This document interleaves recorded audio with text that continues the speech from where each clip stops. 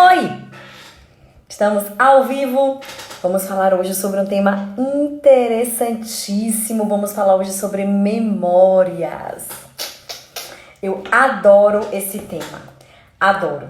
Acho um tema extremamente importante quando a gente fala, né, tanto de atividades de preservação como a gente fala de o tanto que isso pode ser um recurso importante para que eu memorize com maior propriedade os nossos assuntos, para que a nossa própria vida, né, nossas próprias atividades fiquem mais ativas. E mais do que isso, a importância de se discutir isso num momento em que elas podem se perder. E que momento é esse? Eu acho que é a coisa que eu mais tenho medo na vida. Morro de medo de perder as minhas memórias. Ai, que bacana. Que bom que vocês estão chegando. Oi, mami. Mami tá aí também. Deixa eu esperar meu convidado. Vamos falar hoje com Marcos Vinícius Oliveira. Ele é pós-doutor, professor da UFBA. Ele tem um livro muito delicioso sobre isso. Eu adoro bater um papinho com ele. Vamos lá. Esperando o Marcos entrar. Enquanto isso, vocês vão entrando também. E nós vamos nos organizando. Olha, gente, eu sem raiz. Olha que magnífico. Maravilha de vida, viu, gente? Nada como... Olha, meu convidado chegou. Coisa boa. Marcos, você vai me enviar o convite? Se não, eu já sou apressada. Eu já envio aqui para conversar. Para quem não sabe o tema da nossa live. Oh, boa noite. Boa noite, Julie. Seja Tudo bem? bem-vindo. Tudo jóia? Como está você de quarentena? Estamos aí, né? Lidando com isso tudo. É verdade. Vamos ter muitas coisas para guardar na memória. Vamos. E disso eu acredito que ninguém vai esquecer tão cedo. É verdade. Também vai ter coisa que a gente quer esquecer, né? Que a gente vai fazer o maior esforço para poder esquecer as É, aflições. com certeza, né? E você, como é que tá? Eu também trabalhando muito. Ainda É, bem, porque isso faz com que o tempo, né, passe um pouquinho mais depressa e a gente não tem aquela sensação de ociosidade que, pra gente que trabalha, pra mim, que já tem um histórico de trabalhar muito, a sensação de ociosidade é cruel, é mortal. Eu odeio ócio. a, Aí a eu tô gente se conseguindo. ocupa também, né?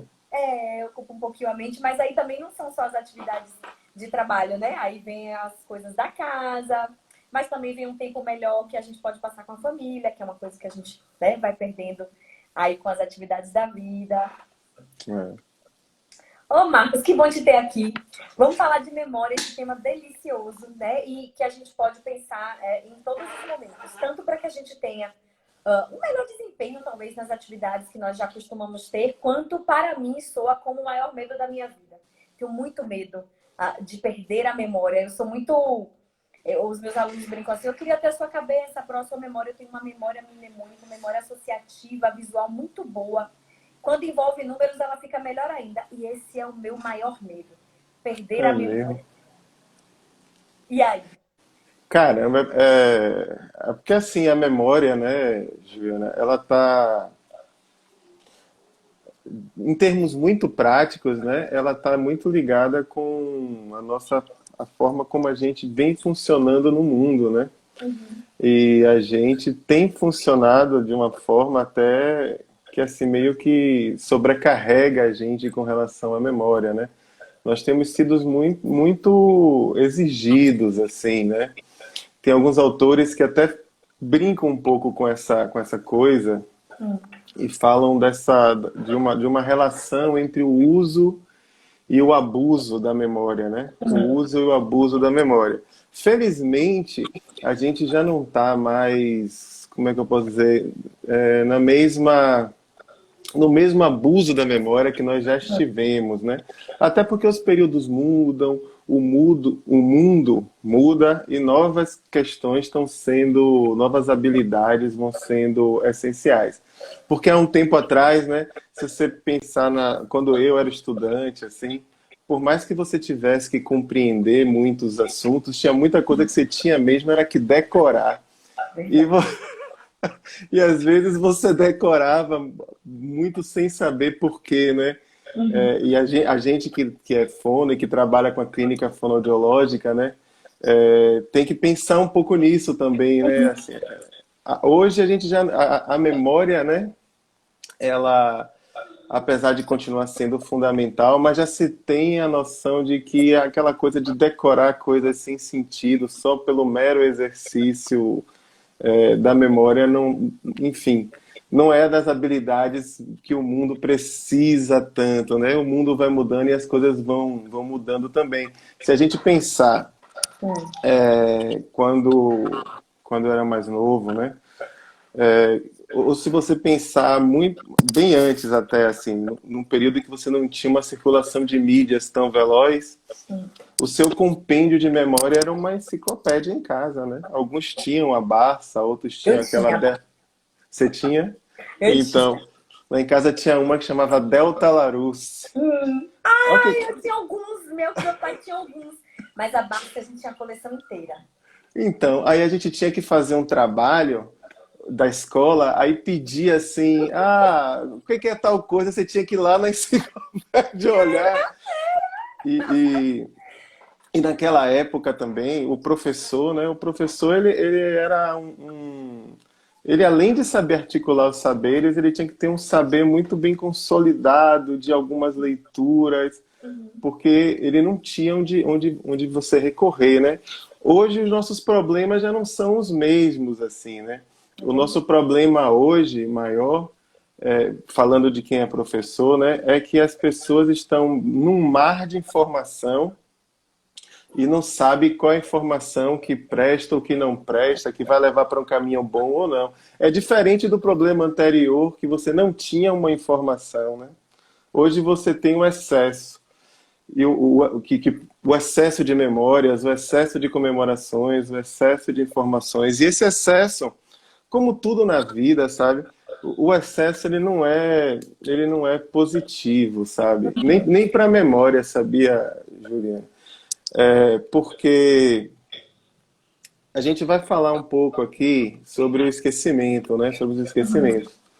Mas uma das formas do esquecimento se dá pela, como é que pode dizer, pela paridade de estímulos, vamos dizer assim. Vamos dizer que você esteja, sei lá, você está numa praia, né? E aí você deixou sua pegada ali na areia. Vamos dizer que aquela pegada seja uma recordação. Se você olhar para trás e ver a pegada, você lembra dela. Você fala, pô, eu pisei ali. Agora, se você passar pelo caminho 100 vezes e se tiver 200 pessoas caminhando contigo, uma diversidade de pegadas muito grande, não é que você esquece, é que são tantas que você não sabe mais qual é exatamente aquela que foi a sua, né?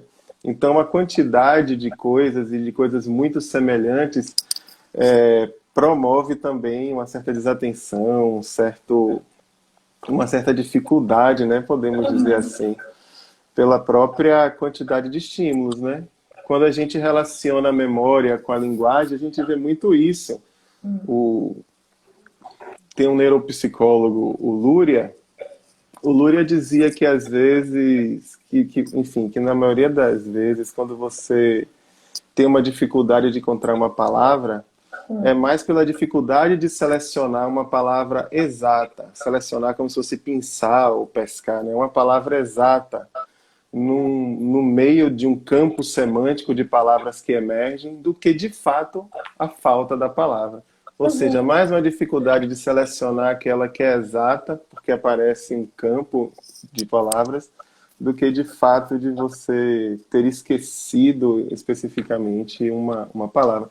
Então tem isso, né? E agora a gente está lidando com essas outras questões, com uma outra possibilidade de memória. Agora, esse medo ele é muito justificado, né, Juliana? Porque é muito duro, de fato, né? Tanto o excesso de memória quanto uma falta, um esquecimento num grau elevado, naquele grau em que você afeta, inclusive, a maneira como as frases estão encadeadas, ou que você não compreende o significado de uma palavra ou de uma outra, são muito complicados mesmo, mas são graus, assim, mais elevados, né? São graus mais severos e progressivos. O que é importante colocar isso, assim, uma certa dificuldade com a linguagem e com a memória é perfeitamente natural. Todos nós temos, né? Eu, inclusive, tenho muito, sabe? Eu sou uma das piores pessoas, assim. Nem parece que eu estudo isso, porque eu vivo esquecendo as coisas. E imagino que, assim, você Às vezes é também. por isso que você estuda isso. É, com certeza.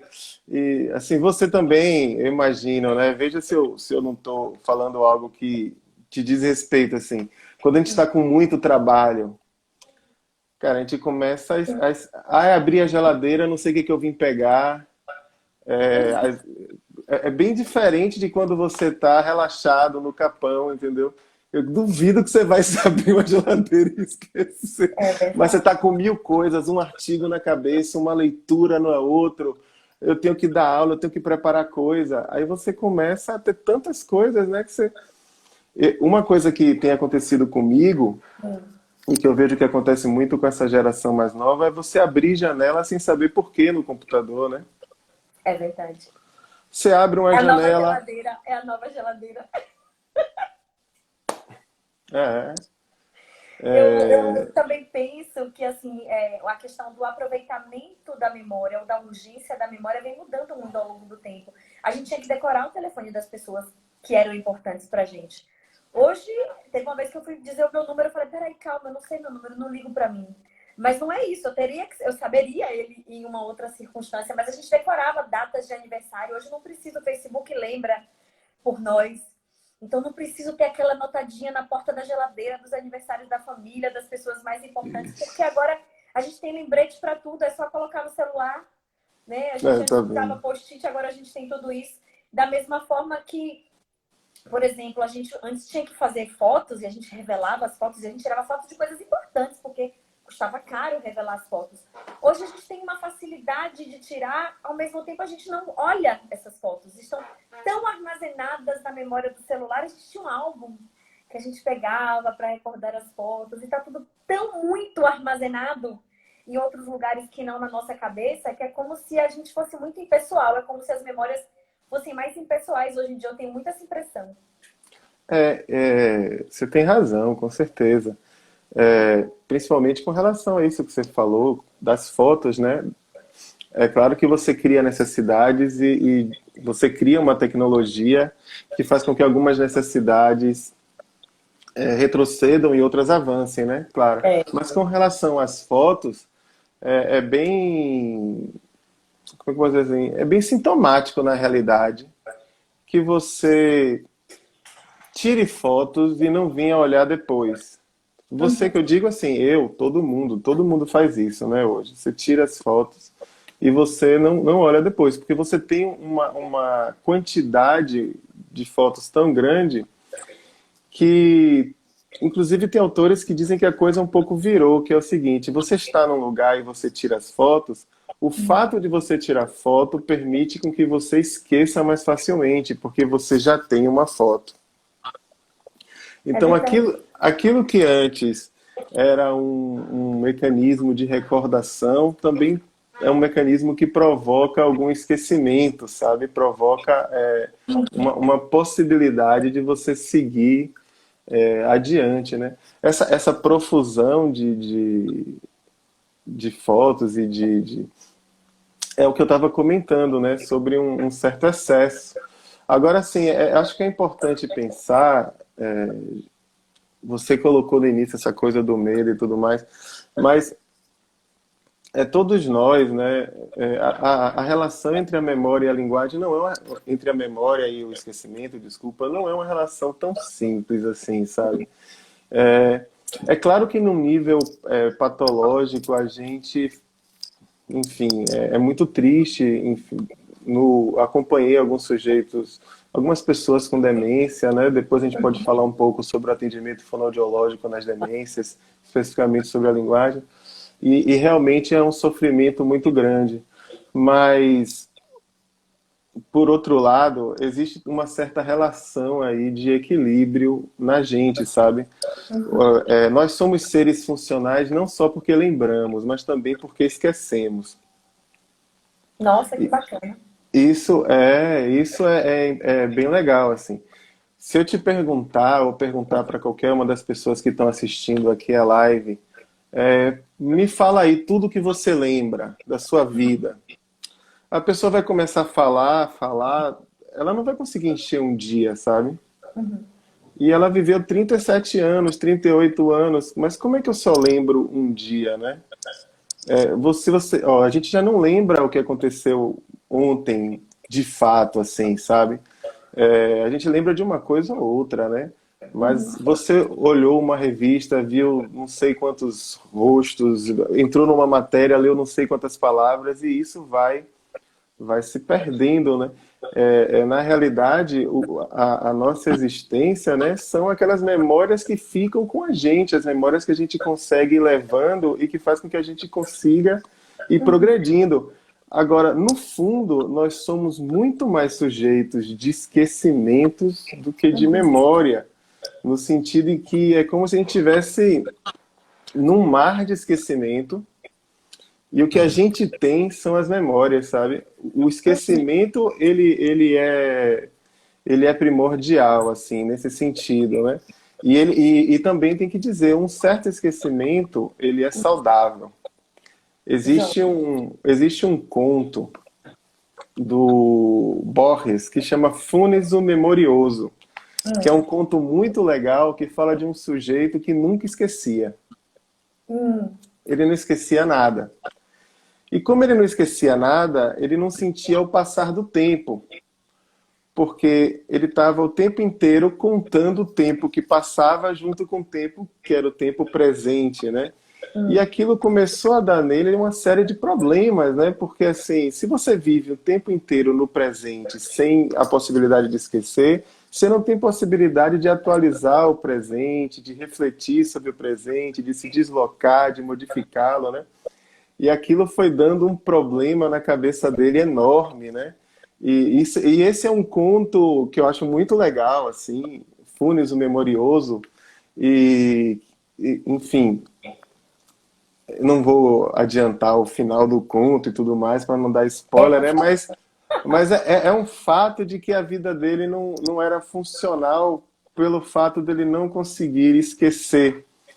E isso que a gente tem enquanto conto, enquanto um procedimento de literatura, a gente teve na realidade, a gente tem um pouco na realidade. No livro do Lúria, por exemplo, eu separei até aqui alguns livros. a minha turminha adora indicação de livros. Esse livro aqui do É, Lúria, que chama A Mente e a Memória, hum, ele é um livro que é como se fosse a história desse conto na realidade. Assim. O Lúria conheceu um paciente russo que era um mnemonista, era um homem que nunca esquecia as coisas, né? O mnemonista era um competidor de memória, sabe? Aqueles caras que competem e que... E aí o Lúria, ele foi, na medida em que ele foi investigando a vida desse sujeito, ele foi começando a perceber que não era uma questão só da memória, porque não é só, a memória nunca está isolada, isso é algo que a gente também vai conversar. Mas ele foi percebendo que, por exemplo, esse sujeito, você mostrava um baralho com 50 cartas. Aí ele dizia a sequência das 50, né? Pô, maravilhoso. Aí você mostrava um outro baralho, 2 dias depois. O fato dele não ter esquecido aquele primeiro começou a dificultar ele a lembrar esse segundo. que bacana. Então, assim, o fato dele não esquecer foi dando a ele uma dificuldade de personalidade, inclusive, terrível, né? Porque todos nós, né, passamos por momentos que a gente quer esquecer na vida, né?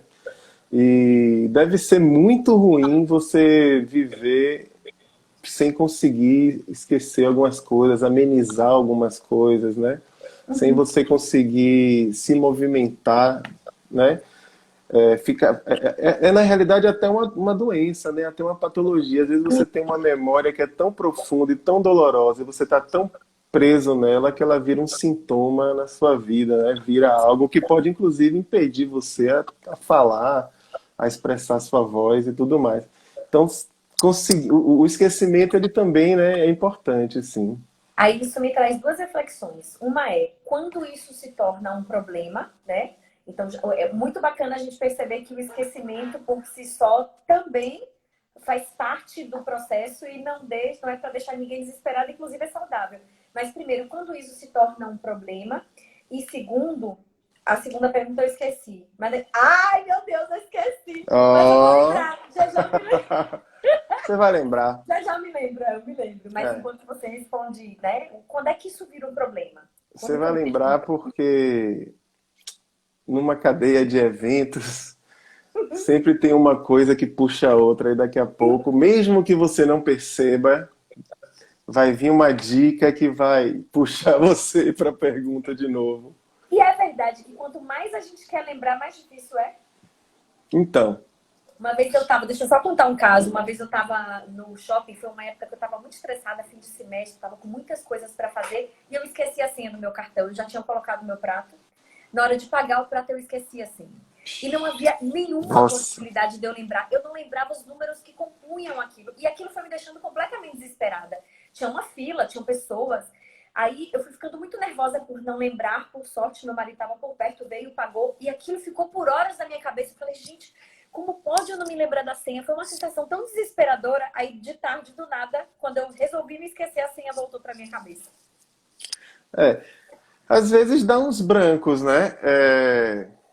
Eu tenho um colega, um colega professor, que ele, enfim, já foi padre, e ele dava sermão assim, maravilhosamente bem, muito bom, sabe? Um cara que tem um dom de uma palavra, eu adoro assistir, assim. E ele falou, Marcos, um dia eu entrei na sala e fiquei preocupado, porque Nossa. não saiu, mas depois voltou. Até certo ponto, isso é normal. Agora, sim, o que você perguntou é muito sério e é um dos grandes problemas que a ciência tem hoje. A ciência tem alguns problemas hoje e não diz respeito só ao esquecimento, diz respeito também ao TDAH, diz respeito ao autismo, diz respeito a uma série de coisas. Que é assim, você compreender exatamente qual é o limite entre uma coisa que você pode chamar de normal e uma coisa que você pode chamar de patológico, você tem alguns sinais que você pode inferir ou não. Mas esses assuntos dos quais eu falei agora, eles ainda são muito inferenciais, conjunto de sinais clínicos que um olhar de um profissional acaba decidindo por algo ou não. E esse olhar pode, inclusive, ser falho, né? Sem dúvida nenhuma. E também tem momentos em que as coisas estão em exatos limiares, assim, né? Que você fica, meu Deus, mas não sei.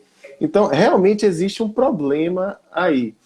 E esse problema, ele vem porque você ainda não tem, com relação, por exemplo, à demência, os sinais exatamente claros do tipo, farei um exame da mesma forma que um transtorno, déficit de atenção e hiperatividade. Ah, fiz o exame aqui, está aqui escrito que você tem tal, né? É diferente, por exemplo, de uma afasia. Você faz um exame neurológico, tá lá a marca, né? Aí você fala, pô, olha só, o paciente está fásico e tal, e tal, e tal. Aqui não. Você tem um conjunto de sinais e de sinais que, em grande parte das vezes, é normal. Acontece com todo mundo. Todo mundo esquece. Na medida em que a idade vai avançando, a gente pode ir esquecendo mais coisas também. E eu acho que esse limiar, ele se rompe na medida em que... São dois fatos que eu acho bem importantes. Na medida em que aquilo começa a representar para o sujeito uma dificuldade de estar no mundo, uma dificuldade de manter as suas funções, uma dificuldade de continuar, né? E também, assim, essa questão da alteridade, né? Como aqueles que estão com você no dia a dia, né? Estão percebendo o seu estado, né? Então, assim, é importante lidar com isso. É claro que você tem, assim, mecanismos para avaliar e tudo mais, né? no neurologista, mas mesmo assim, assim eu não posso dizer para vocês que esse mecanismo é 100%, sabe? Você vai fazer lá o mini mental e o mini mental pode dar uma resposta, mas aquela resposta nem sempre vai significar que você de fato já tem uma demência ou não. É um conjunto de sinais.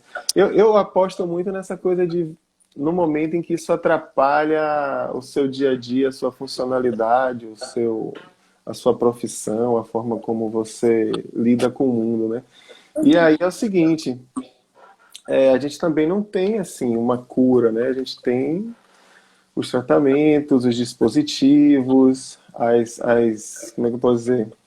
Os reminders, né? Os lembretes, as estratégias que a gente vai desenvolvendo conjuntamente com o paciente para manter aquilo o maior tempo possível. Para otimizar, né? E aí, se Isso. você pensar numa bateria de avaliação que pode ajudar a gente nisso, o Minimentor tá um dos protocolos. Tem algum protocolo de acesso lexical para pessoas adultas que você utilize mais? Não, eu vou um pouco por uma vertente mais assim de procurar na própria fala do sujeito e na enunciação os sinais da linguagem, né? Eu acho que isso é importante a gente colocar. É, Na medida em que você vai trabalhar com, sei lá, uma pessoa que tem demência, eu acho que você tem algumas formas de abordagem da memória, né? Uma coisa é a memória enquanto habilidade de decorar. Eu acho que é importante até fazer essa distinção aqui, né? Existem tipos de memória, né? A neurologia já fala de memória de trabalho, curto prazo, longo prazo. Mas existe algo que nem sempre é dito, mas que é importante colocar, que é assim, existem duas dimensões da memória. Existe uma de bloco mais, enfim, falando de maneira mais genérica. Um bloco que é de uma memória como habilidade, e nesse bloco de memória como habilidade, a saída e a entrada da informação tem que bater. Então, se eu falo, Juliana, eu quero que você decore 10 palavras. Se você decorar 9, você errou uma, entendeu? Não tem jogo. Isso aí é uma memória do decorar, é a memória de uma habilidade muito, como é que eu posso dizer, automática, né? Recorde isso, você vai recordar informações. Essa é uma dimensão da memória. Geralmente a gente investe muito nessa dimensão. Sim.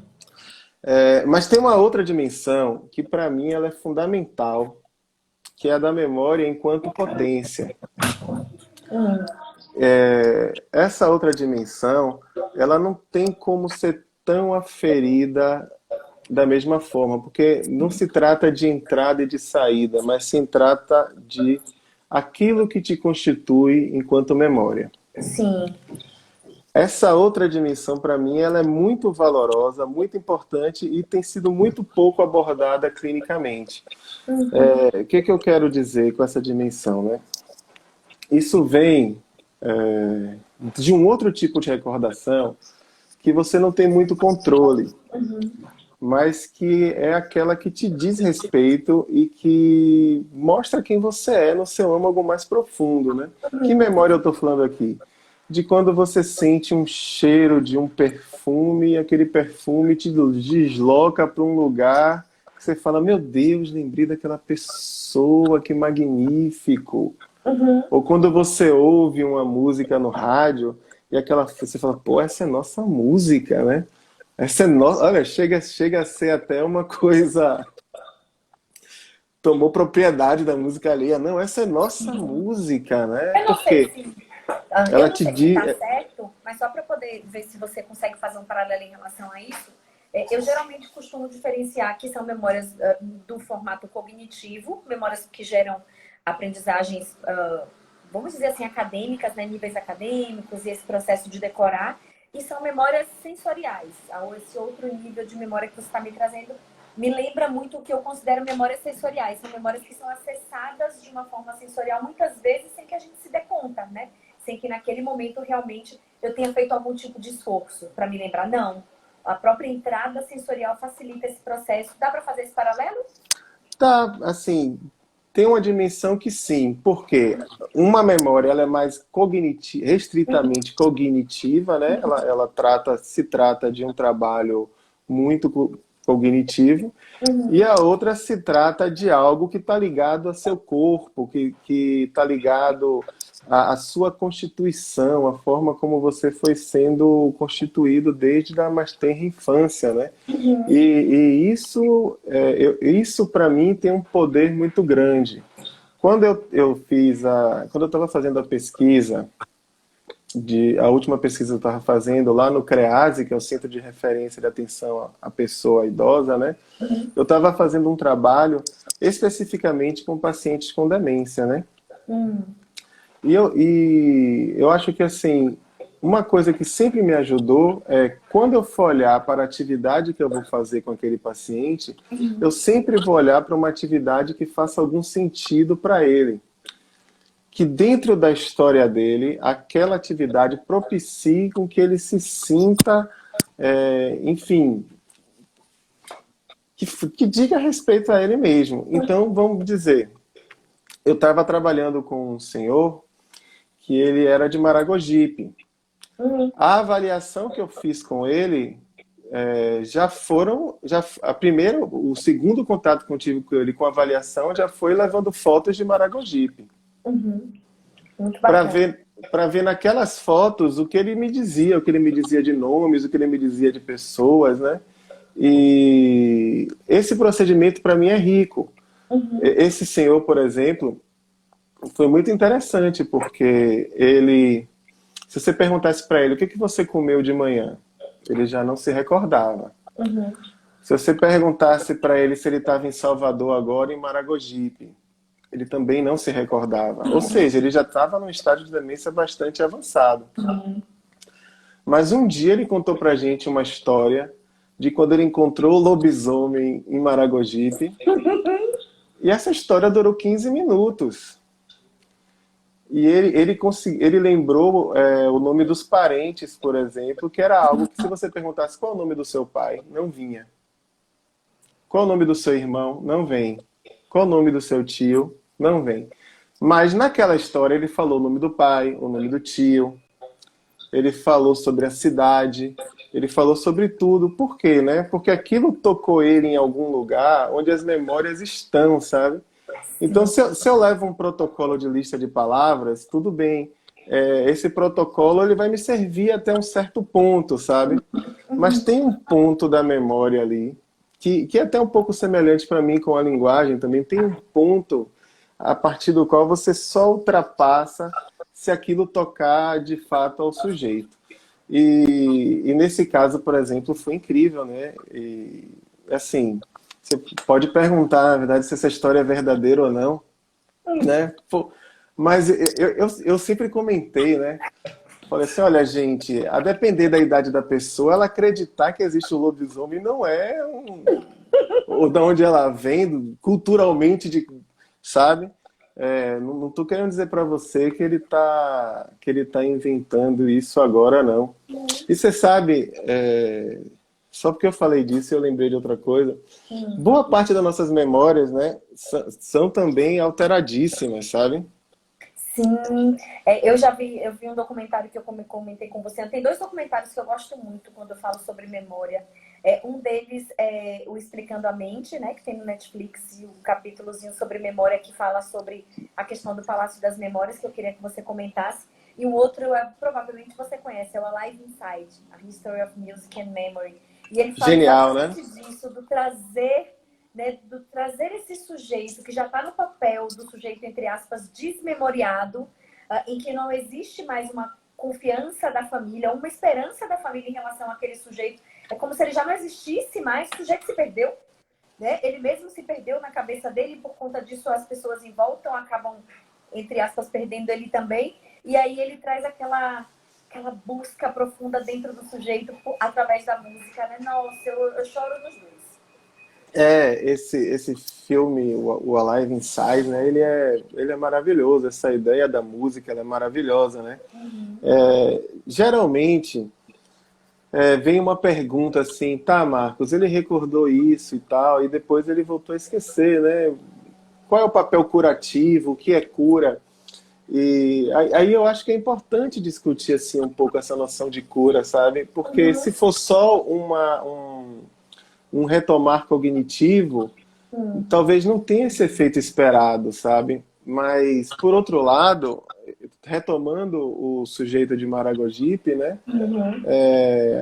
Ele deixou de vir algumas semanas e tal, e quando a gente foi perguntar, buscar o que tinha acontecido, né? Ele tinha falecido. Oh. Aí, assim, deu aquela tristeza na gente, tipo, poxa, a gente.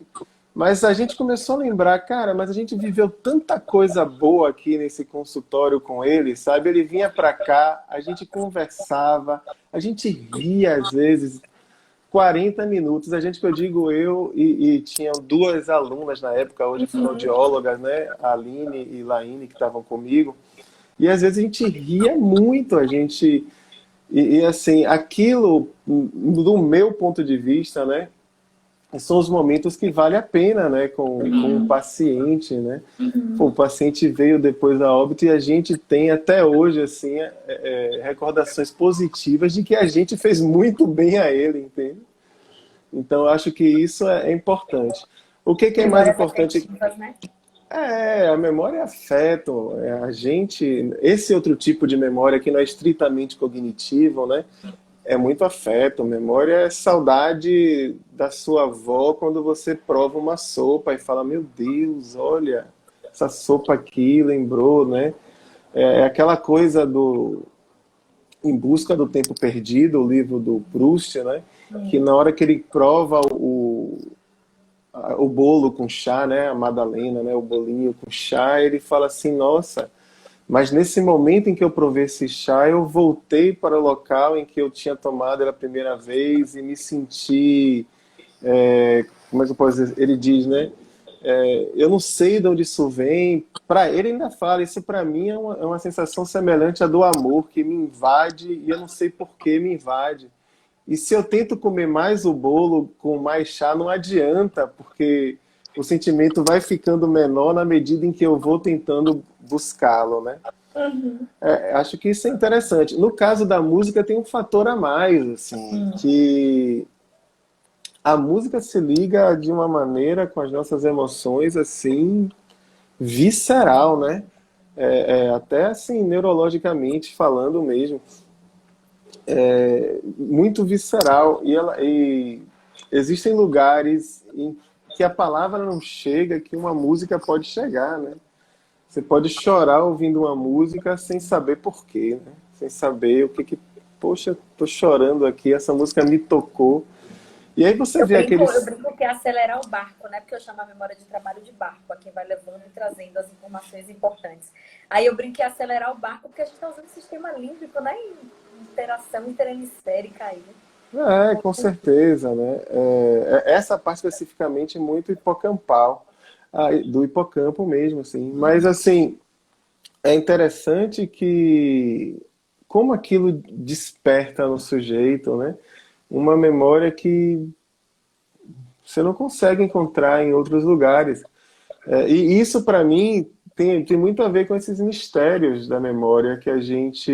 A memória é um tema muito misterioso, né? O esquecimento, muito mais do que a memória. Assim. O esquecimento é, de fato, um pepino enorme de se estudar e de se compreender.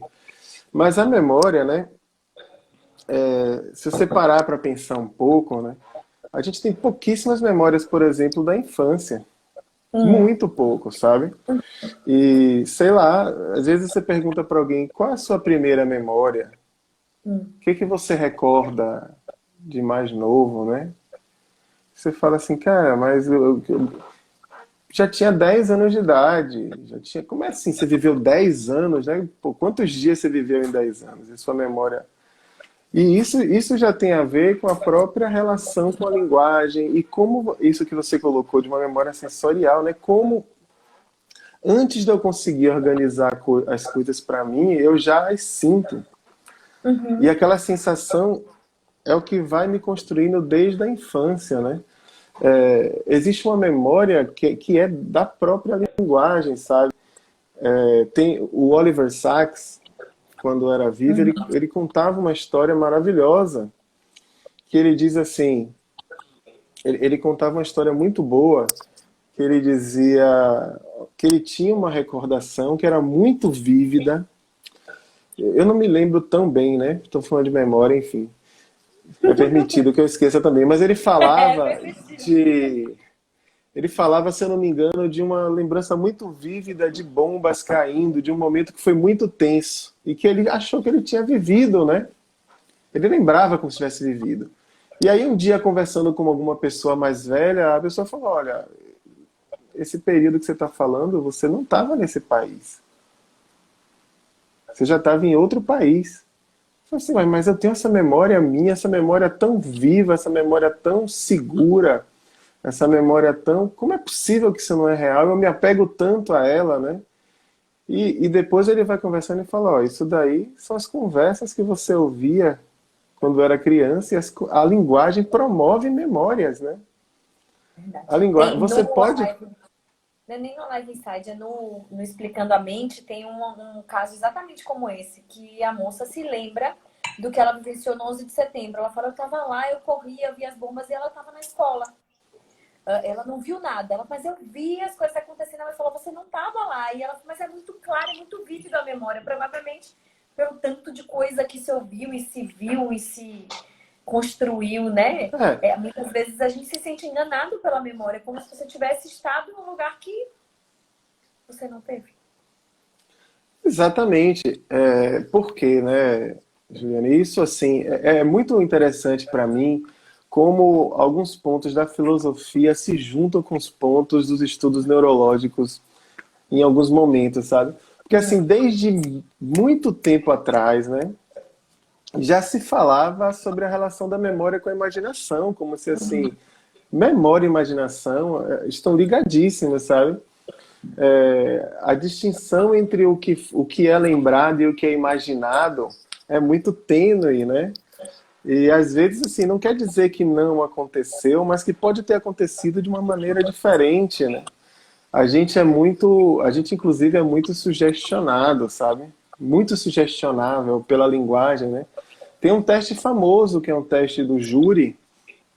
Esse teste é famosíssimo, que assim, se você colocar uma pessoa num júri para confundir as outras, ela confunde bonitinho. Se você, sei lá, você mostrou a cena de um cara com capote azul roubando uma carteira.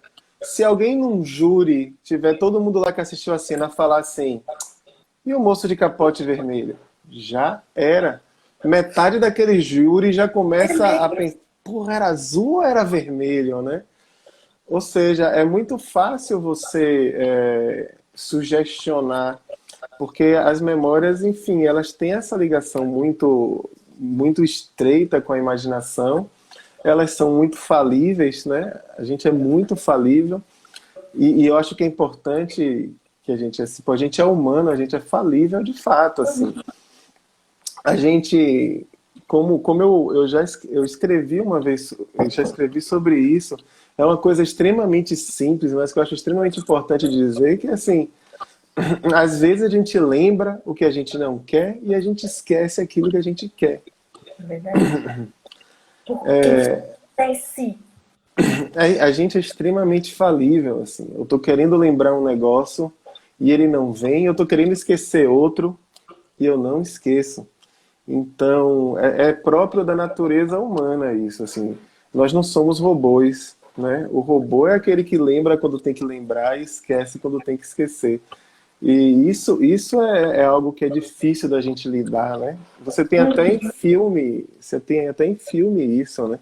É aquele filme, eu acho aquele filme maravilhoso que chama O Brilho Eterno de uma Mente Sem Lembranças, que é o filme do cara que teve uma relação amorosa e a relação não deu certo, né? Como acontece muito nas nossas vidas, né? E não dando certo, ele queria apagar aquilo, né? Pô, a gente não tem isso, sabe, Juliana? É outro ponto. A gente sabe um pouco como lembrar, sabe? Eu posso pedir para você, Juliana, grava essas 10 palavras. Uhum. Agora, eu não posso pedir para você esquecer. É mesmo. A gente, É, Juliana, esquece essas 10 tem palavras. um teste que a minha psicóloga faz que é assim, ó, não pense sobre o urso branco. Não pode pensar no urso branco, entendeu? E ela Já foi, começa, né? já foi. Já foi. Só consigo pensar nele, na verdade, É, né? ele não sai mais da cabeça. A memória, isso que você falou do outro filme, né? Mudando agora a questão do. Então tem essa coisa da infância, que já é um grande mistério, né? A gente imagina que seja justamente por uma falta de uma capacidade de, de narrar a própria De linguagem, processar, né, é, semanticamente, de e de ter contextualizar uma a memória. memória que é muito mais sensorial, corpórea e, portanto, muito mais profunda. A gente não tem essa lembrança da infância tão vívida, né? Agora, assim, sobre esse ponto que você colocou, o outro, né? A memória, essa coisa do palácio e tudo mais na memória, é algo muito antigo, sabe? Muito antigo. E todo mundo pode ter um palácio da memória, sabe? É de graça, não custa nada, é só você treinar na sua casa, trabalhar para construir um.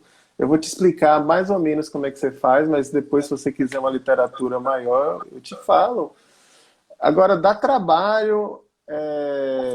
Eu mesmo nunca me interessei, mas há quem se interesse. Há muita gente competindo hoje até.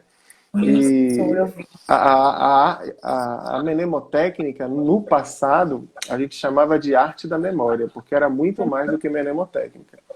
E Sim. era a arte da escrita interior, de você escrever escrita interior. Que coisa bonita, né, cara? É Nossa, fantástico. achei lindo. Eu acho fantástico.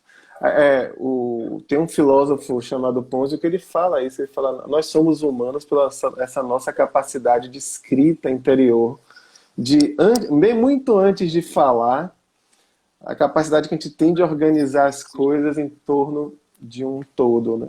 Mas para entender a arte da memória tem que se entender uma coisa, que existem procedimentos que fazem com que você consiga lembrar melhor algumas coisas.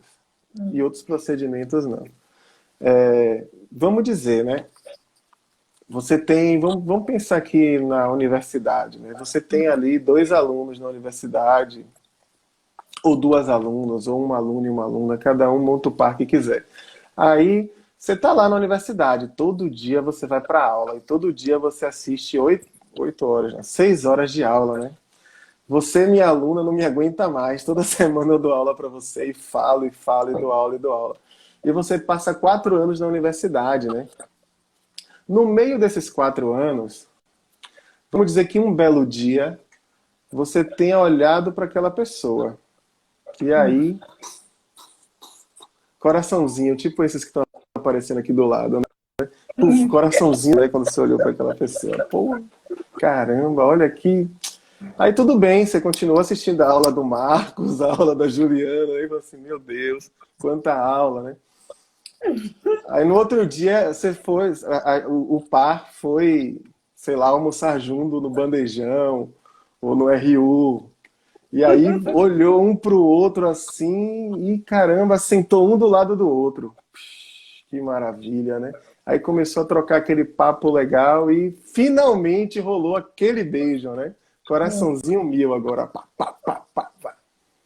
A pergunta que eu faço é o seguinte: quantas horas de aula essa pessoa assistiu em 4 anos?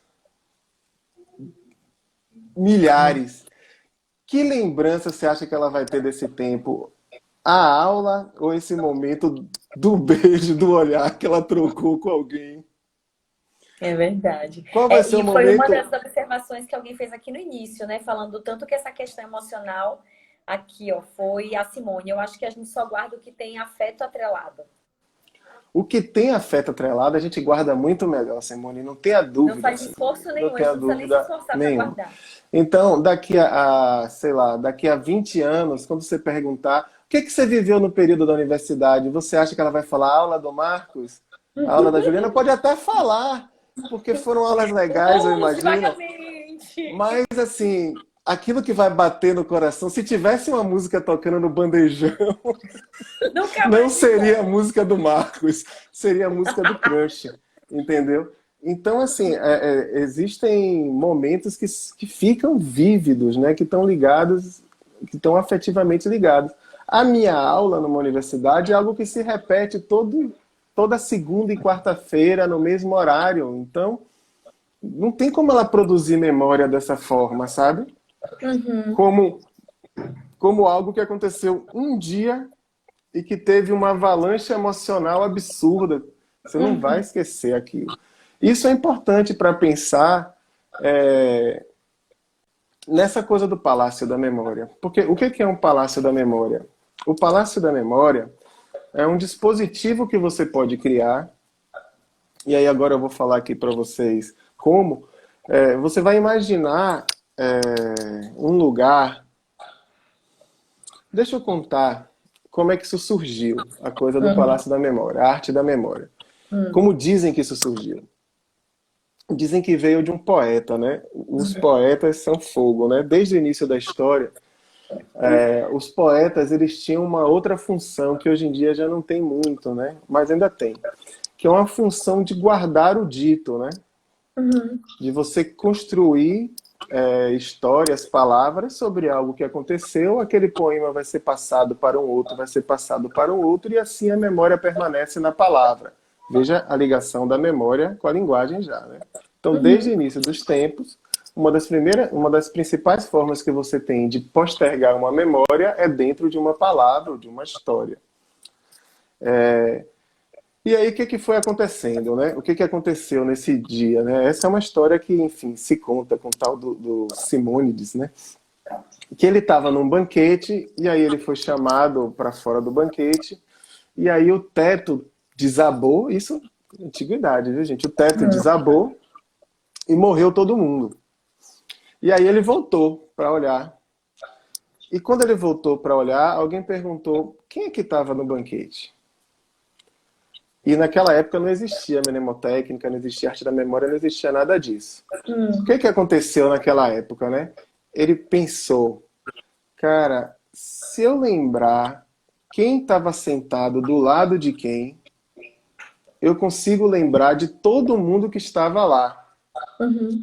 Ou seja, a ordem me ajuda a lembrar, a ter uma recordação. Sim. Se eu lembro a ordem de algo, olha, não, Pedro estava do lado de João. Então, se eu for lembrando nessa ordem, então a partir daí foi se desenvolvendo um processo que era de imaginação e de ordenamento. O que é um Uhum. palácio da memória? É você imaginar um lugar vazio que você pode construir e que pode ser inclusive um lugar que você já esteve, sua casa da infância vazia, e você vai ordenar as coisas que você quer lembrar nesse lugar. Uhum. Quem dizem que fazia isso na literatura, o Sherlock Holmes tinha grandes palácios de memória, né? Se vocês assistirem a série lá, tem um capítulo que é fantástico sobre isso, que ele lembra, né? O que acontecia quando você constrói? Então vamos dizer, eu estou imaginando minha casa vazia.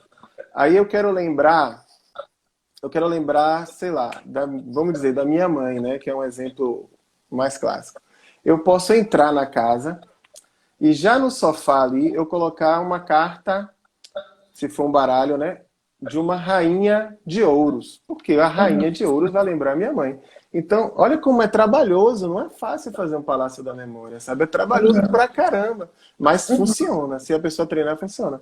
Então a pessoa imagina que está entrando na casa, olha a carta, lembra da mãe.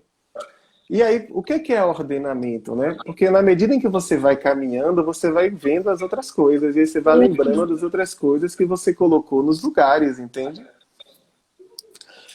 Assim, eu acho isso muito louco e acho Eu isso muito trabalhoso. trabalhosíssimo. Mas funciona, sabia? E tem pessoas que fazem isso muito bem. Tem um documentário no Netflix que não acho que o nome é Jogos de Memória, não é o Hum. Brain Games que tem um sobre memória, não. Acho que o nome dele todo é Jogos de Memória, que mostra os caras fazendo isso, né? E como eles desenvolvem palácios que são estupendamente grandes, né? Porque é um absurdo, né, Tipo assim, Juliana? o pessoal É decora um, 2.000 números ao mesmo tempo, 2.000 é um números em uma absurdo hora. o cara, num intervalo de uma hora, decorar uma sequência de 100 mil dígitos e não errar nenhum na ordem exata. Eu acho um absurdo isso, né? Então eu E fico a gente fica pensando, se perguntando esse... assim, pra que serve isso, né? Se não é pra ganhar dinheiro, que talvez seja, pra que serve, né? Cadê essas memórias afetivas? É, Isso agora, ajudar. isso daí é esporte mesmo, assim, não tem jeito. Aí o que acontece, né? Você lembra que eu falei lá a história do beijo, que você lembra muito mais, né? Então, assim, uma outra coisa importante é o seguinte, que está escrito isso tá nesse livro aqui até. Esse livro ele recorre bem essa arte da memória. Hum. Isso está escrito até aqui. Para você lembrar de uma coisa mesmo, Quem é o autor desse? Yates, né? Yates, não sei bem como pronuncia, porque eu acho. Ok. O que acontece? Para você lembrar de algo, quanto mais bizarro for, mais você lembra, né? Então Sim. isso é muito louco, assim. Então você vai colocar uma coisa para você lembrar lá no seu Palácio da Memória. Não adianta você colocar uma coisa comum, sabe? Sim. Se você colocar uma coisa comum com alguma coisa que seja chocante para você, você vai lembrar melhor, né? Porque infelizmente é isso, né? Eu dou o exemplo do amor e tal, mas a gente lembra muito das coisas bizarras também, das coisas que provocam dor, né? É inesquecível, né? Lembrar de algo que as coisas que provocam dor ficam muito marcadas, né? E você tem que lembrar para não repetir, né? Você lembra para não Acaba sendo um repetir, né? mecanismo de sobrevivência, né? É um mecanismo de sobrevivência. Eu tenho que lembrar daquilo que me machuca, eu tenho que lembrar daquilo que me causa dor para que eu não entre nessa cilada de novo, para que eu não. Então, a arte da memória, ela vem disso aí, né? Agora, eu acho que é importante dizer que, assim, naquele tempo, né, enfim, quando a arte da memória era praticada, ela era uma arte de fato, porque você tinha muitas pessoas que dominavam aquilo muito bem, né? E como você perguntou assim, para que que serve, né? Então, assim, num debate, vamos dizer, num debate filosófico ou num debate jurídico, você tem uma questão. Pense num período pré-imprensa, né? Você podia até ter a escrita em algum momento, mas você não tinha imprensa, né? Então você não tinha como escrever muita coisa, não tinha computador, nem lápis, enfim. Você tinha como escrever em alguns lugares. Aquele que tem a melhor possibilidade de retomar os seus argumentos, ele é o vencedor do debate, sabe? E aquele que entra despreparado, não tinha jeito para ele, né? É Então verdade. as coisas mudaram um pouco nesse sentido, né? Então, se eu tinha uma questão para debater, uma questão jurídica, e eu sou advogado de defesa, né? Entre aspas, advogado, né? Claro. E o outro de acusação, e eu tenho uma possibilidade de argumentar mais bem calcada, eu decoro meus argumentos, eu sei no palácio da minha memória a ordem dos meus argumentos, eu sei até onde eles vão, eu vou muito melhor. Agora, é claro que assim, depois que a memória evolui enquanto elemento cultural, você já não tem necessidade de ter uma memória tão aguçada. Não que vá ser ruim, entendeu? Mas você já não tem, assim, a gente foi criando dispositivos mnemônicos, né? Isso é muito importante.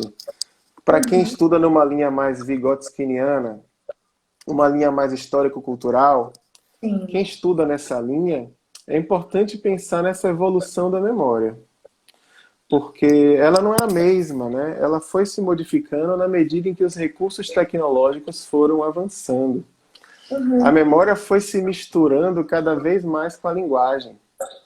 E a partir de um certo lugar e de um certo momento, você já não tem a mesma necessidade de memória, sabe?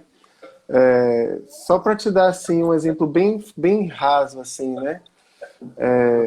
Se não... Espere, guarde seu exemplo, porque o nosso tempo acabou. Eu vou fechar essa e vou abrir outra para a gente não fazer um encerramento sem a gente terminar o raciocínio, certo? Não, maravilha, Certo? maravilha. Ó, Agora eu vou ter que anotar 5, aqui, ó. 4, 3, 2,